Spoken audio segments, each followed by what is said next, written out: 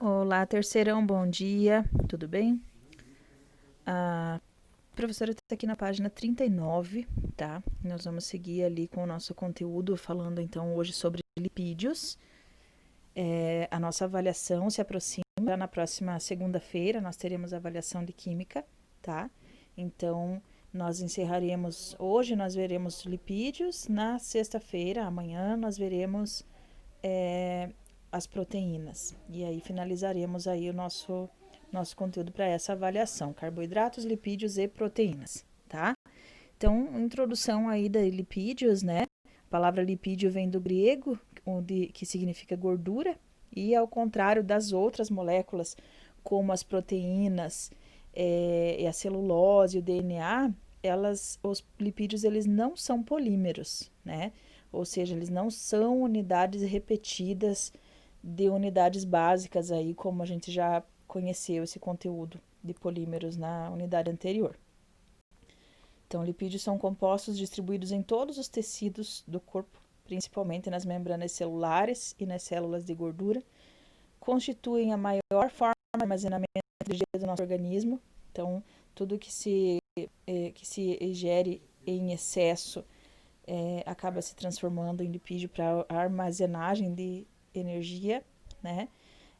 Encontrados em proporções diferentes em vários alimentos. Eles formam um grupo diverso de compostos que são praticamente insolúveis em água, mas são solúveis em alguns solventes orgânicos, como o éter, o clorofórmio, o benzeno e alguns alcoóis. Fontes de lipídios na alimentação são os óleos, azeite, manteiga, maionese, nozes, né, amendoim, abacate, coco, chocolate. Então, todos eles fontes de lipídios aqui para nós. Entre as várias funções importantes que desempenham no organismo, algumas funções estão destacadas aqui. Então, o principal é a reserva de energia em forma de gordura, fornece em torno de 2 a 3 vezes mais energia para as células do que os carboidratos e as proteínas, compõe o tecido adiposo, ou seja, o tecido chamado de tecido adiposo, que é o tecido gorduroso, né? Ajuda a proteger os órgãos contra choques mecânicos e lesões traumáticas, auxiliam no transporte e absorção de vitaminas lipossolúveis, ou seja, essas vitaminas A, D, E e K, elas não são solúveis em água. Então, o lipídio tem essa função de absorver essas vitaminas no nosso organismo, tá? São solúveis, são lipossolúveis, né? Então, solúveis somente em gordura. Nutrientes essenciais, tá? Então, assim como alguns outros itens, o nosso organismo precisa absorver os ácidos graxos essenciais, né? Porque eles são necessários ao nosso organismo. Funcionam como isolante térmico sobre a epiderme de muitos animais, né? Inclusive existe aí o estudo em relação a isso que comprova que as pessoas que têm maior quantidade de lipídios armazenados, maior quantidade de gordura no corpo, ela tende a sentir menos frio, né? Posso afirmar aí que neste quesito de uma maneira muito correta, porque realmente eu sinto muito menos frio, por exemplo, do que pessoas mais magras, né? Então, dificilmente vão me pegar com bastante blusa, bastante casaco, mesmo em tempos de inverno, porque eu sou bem nutrida de tecido adiposo, né? Então, acaba não sentindo tanto frio, tá? Então, é um isolante térmico aí para a pele. Atuam como impermeabilizantes térmicos também, gorduras de penas das aves, por exemplo, ceras das folhas das plantas, tá?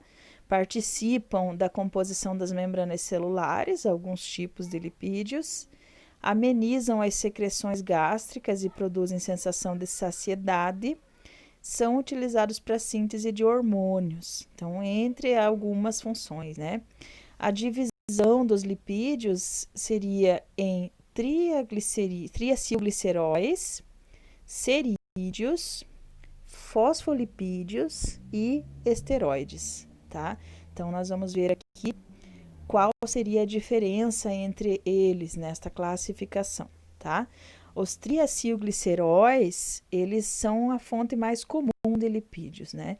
Apresentam aí 95% aproximadamente da dieta humana.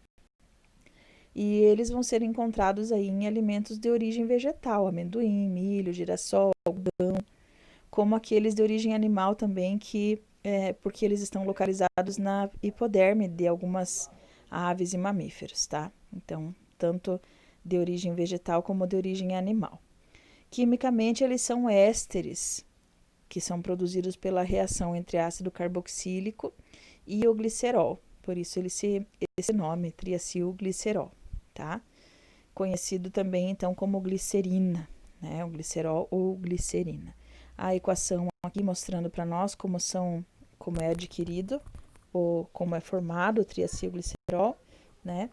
Em geral, os ácidos graxos apresentam um número par de átomos de carbono, podendo ser saturados ou insaturados. Aí uma cadeia de um ácido graxo saturado.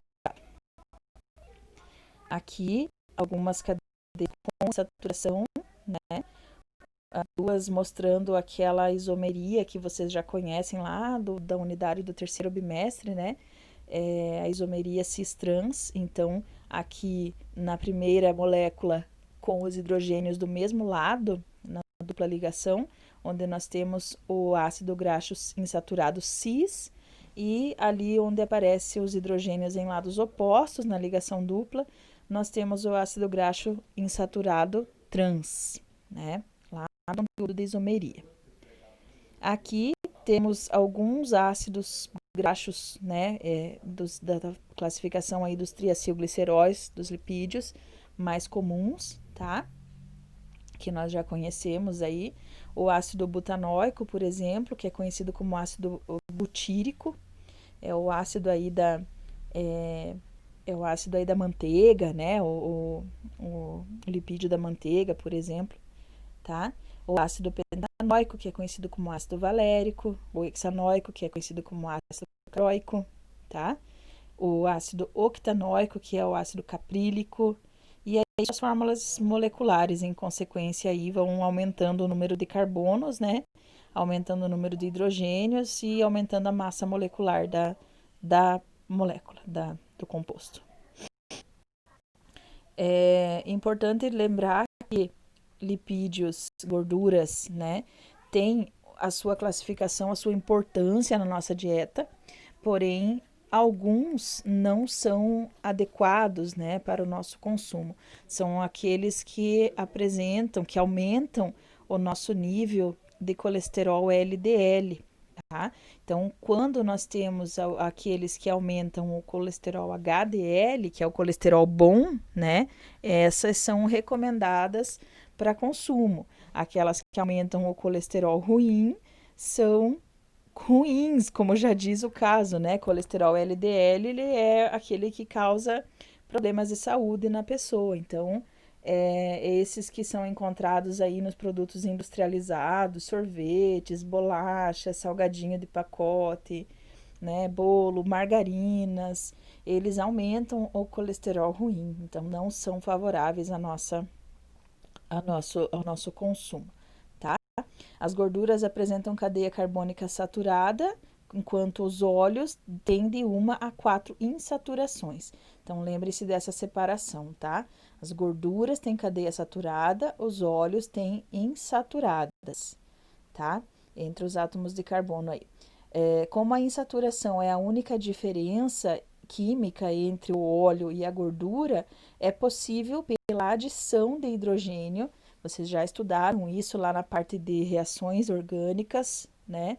Adicionar hidrogênio e transformar essas gorduras que eram antes insaturadas em gorduras saturadas, tá? Então, retirar essa insaturação através da hidrogenação catalítica, né? E isso melhora a textura, por exemplo. Então, se nós tínhamos aquela coisa que ia ser oleosa, que não teria muita atratividade, né?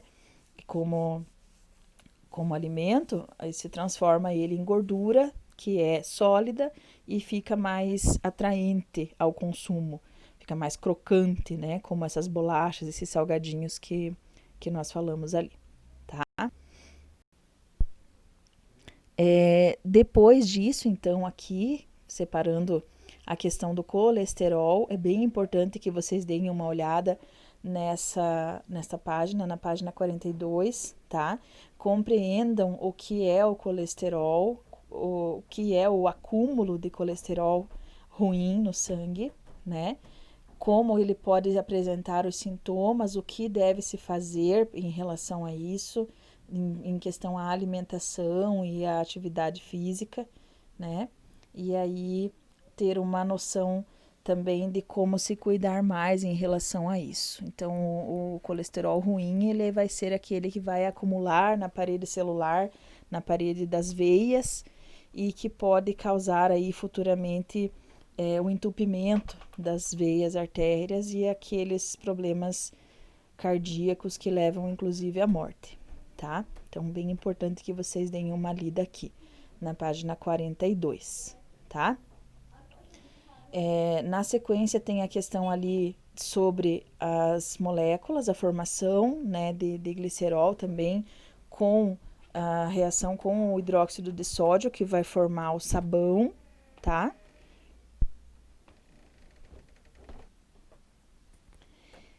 E na sequência o texto conexões ali falando da reação de saponificação. Na nossa aula ao vivo na sexta-feira eu vou mostrar para vocês ali o videozinho, né, da reação que ocorre fazendo a formação aí do sabão, tá?